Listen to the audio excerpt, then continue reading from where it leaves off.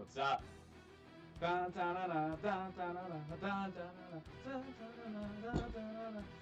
come on. Come here. Oh, yeah. Happy Championship Week. Brought to you by Sadie the Doge. And me, the good commish. I've got a hat. And me. Oh, hi. Kira, say hi to everybody. Hi, guys. Okay. And Kira. Got a lot to go over? Not really. Got one thing to go over. How disappointed I was to let myself down so early and tell you a little bit about the guys that are going to play for all the marbles. This weekend, obviously, is the championship weekend. Playing for our illustrious trophy, the Sunday morning beer drinkers trophy. I don't know if I can't remember if we had a name for it at one point. We might have. You may be saying to yourself, hey, that football doesn't look quite like the football that's on top of the current trophy. Fun story. Somebody can tell you about it. He might be playing for a championship this week. Anyway, how'd it go last week? There's so many what ifs. Like I could be like, oh, if I did this, and oh, if he did that. I had the points to do it. I just didn't put it in the starting lineup, which is key in fantasy football. 10 out of 10 people would agree that if you want to win, you have to start the right guys. So, I would not. And honestly, to be completely truthful with you guys, I was so brokenhearted I couldn't even look at the other one. So I mean, I know Phil lost, ending his run to become the second biggest underdog to ever win the championship. I was pulling for you, man, and I let you down. So to this, I give her a resounding thumbs down. A resounding thumbs down to the turnout this week. But alas, as the good commissioner, I have a duty to bring you excellent content and unbiasedly review the upcoming matchup so you can make an informed decision about making your bets, which 4 of you still need to make, and post it. So do a bet thing, so I don't have to do another thing about like with getting the things with the thing and taking and more money. It's more money. Anyway, you're all gonna hear from me soon. One thing did get settled last week though. El Burro was crowned. We know who will be wearing the sombrero of shame at this year's end of season party. And it is our good friend, the Koldozer. That's right! Cole tried so hard, but was unable to drag himself out of the depths of the... What? I'm being dramatic here. Okay. You're interrupting me. You said I could come in and photobomb this. You did, and now you must leave. Be gone with you, tiny child. Okay, well then, be a model and hold El Burro. Okay. Okay, there you go. There you go. Cole had the worst record in the entire league, and was on a pretty bad losing streak going into the playoffs, and that just continued the rest of the way through. So, sorry, buddy. Cole will be up for buying us some rounds, or bringing some alcohol, or doing some fun stuff at the draft party next year. It's my best donkey impression. I think it's pretty good. Let's talk about the winners. All right. Can I put Alberto down? You don't get to speak. Why do this? Can I put You're Alberto just a pretty face. Thanks. Can I put him down now? Are you gonna leave? I don't know. Well, okay, you can hold this one then. Oh, okay. It's heavier. Yay! Yeah, I know. Okay. There you go. Great football. Let me tell you about the 2 people playing for the championship this week. It's a tale of 2 Johns. There once used to be a point in time when there was only one John Bull, but then we hired another John, or recruited another John, or brought in another John to play some fantasy football. And here he is in the championship, showing no remorse, no courtesy, heartless and cold on his way to the top. But that's not who we're going to start by talking about. Let's talk about the old man's been here for a minute. John Kolcz, sometimes known as JB. Sometimes you hear him referred to as Tall John. Sometimes you hear him referred to as that jerk Lions fan. But either way, when you hear us say those kind of things, this is who we're talking about.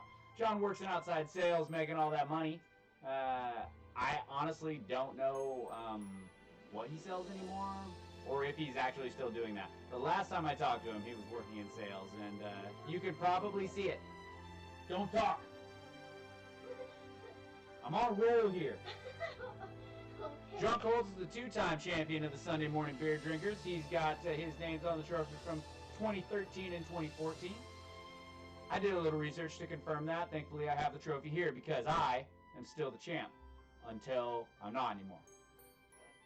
John, however, does not hold the illustrious most championships title. That goes to your man, El Burro, Kolcz, four-time winner of the Sunday Morning Beer Drinkers Trophy.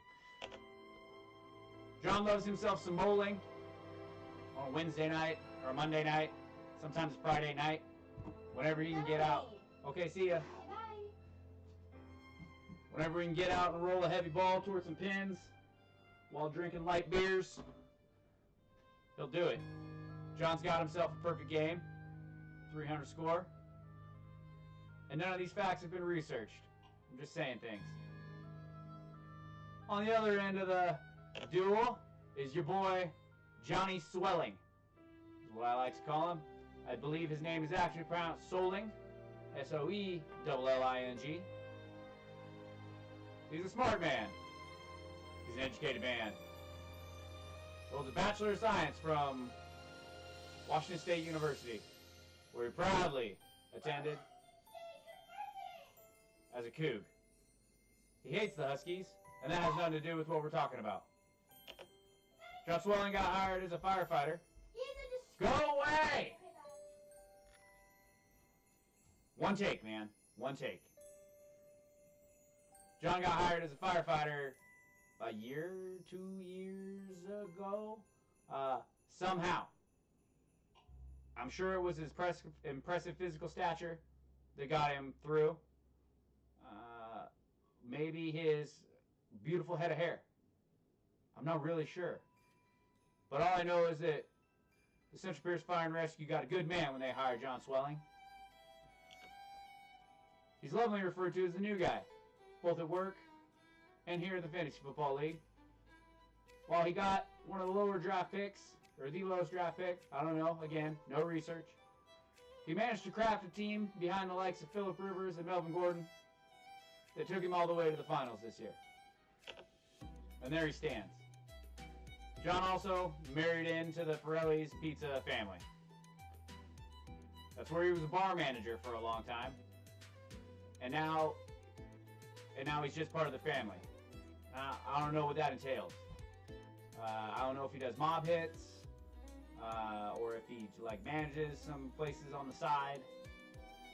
All I know is that when you eat Pirelli's, you're basically eating John Soelling. Let's take a look at what ESPN thinks about this upcoming day, this wonderful matchup that we have. You can see here, as I get out the red pen, there's some key injuries on both sides of the football, which will probably make this not the score fest that we expect.